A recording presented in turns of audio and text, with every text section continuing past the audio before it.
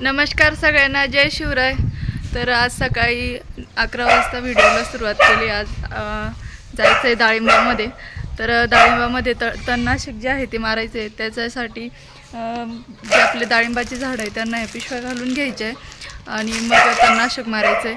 तर बघू आता तिथे गेल्यानंतरच तुम्हाला दाखवते कशा प्रकारे आपल्याला करायचं आहे ते काम, आणि डाळिंब पण दाखवते। तर चला, निंबू वगैरे घेतले औषधामध्ये टाकायला। हे बघा आपलं जे डाळिंबाचं शेत आहे त्याच्यामध्ये आता चालू टाकी भरून घ्यायची औषध मारायला। त्यांनी मोटर चालू केली। इथे आपले कॉकचं हे, तर इथं ड्रिपने पण पाणी या कॉकने तिकडे जातं। ड्रिप वगैरे पण केलेले आहे आपण डाळिंबाला।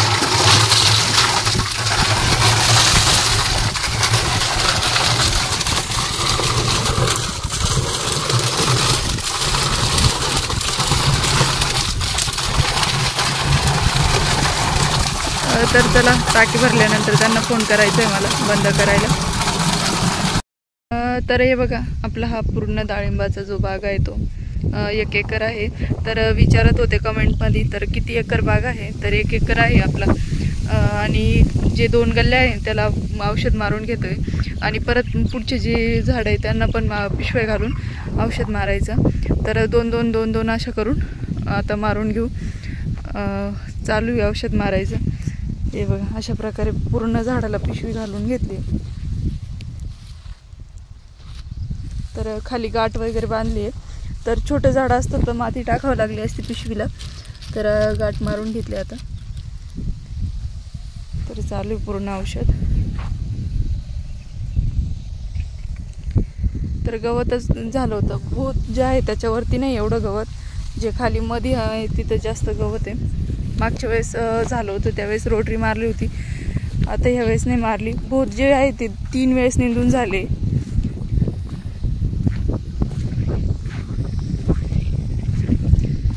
तर किती महिन्याचे हो झाड आपले?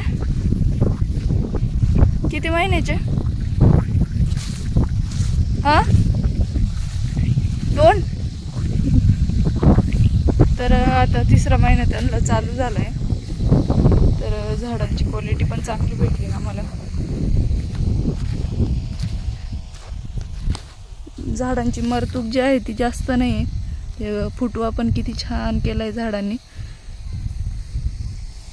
हे बघू शकता।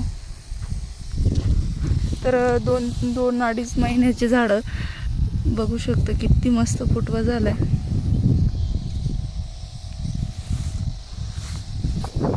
तर खाली हात धरून मारतय जेणेकरून झाडांना नाही लागली पाहिजे।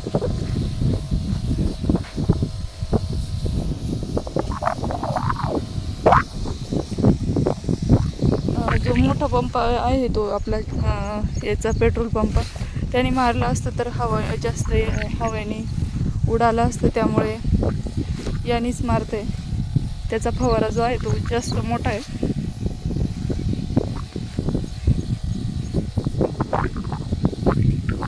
तर हे बघा आलो घरी आम्ही। आता 5:30 वाजले, 5:30 वाजता घरी आलो।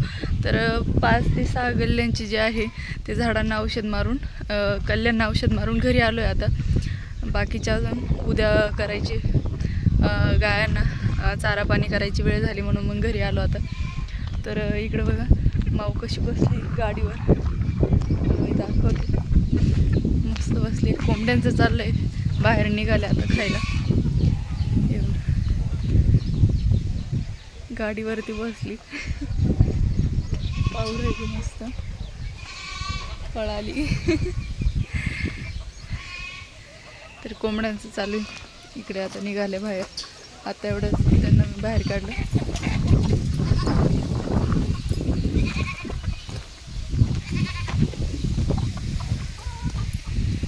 बाकी आता चाललंय इव्हिनिंगचं जे काम आहे शेडमधलं शेण वगैरे काढणं, ते काम कंप्लीट करून घेते।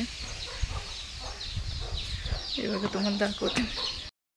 गाय अजून आतमध्येच आहे। माझं शेणकूर करून झालंय। गाय आली इकडे, वाटतं आलेच काय खायला घेऊन, लगेच आली। तर तिकडे कोंबड्या कुत्रे आलेले आहेत तिकडे, इथून जाळीतून दिसते, नाही हां दिसते थोडे थोडे. तर कोंबड्या तिकडंच बघताय, एकसारखे उभे राहिले तर त्यांना वाटतं कुत्रे इकडे येतं काय.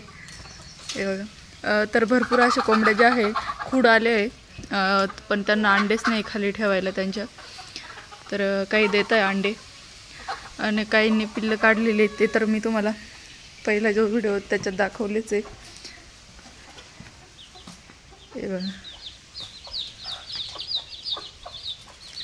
ती जी कोंबडी आहे ती पिल्लांना खाली घेऊन बसली. हे बघा, हे बाकीची जी पण आहे तिच्या आईजवळ खाली घुसतंय बघा, एक निघतंय एक घुसतंय असं.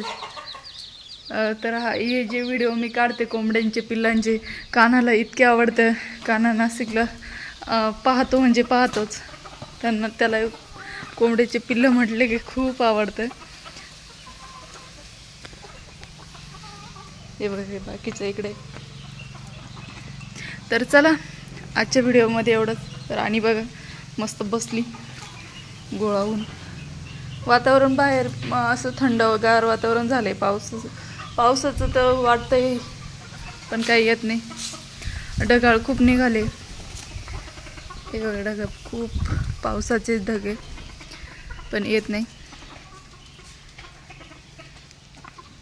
तर चला आजच्या व्हिडिओमध्ये एवढंच. भेटूया एक नवीन व्हिडिओमध्ये. हे बघा माझं शेण पण कंप्लीट झाले.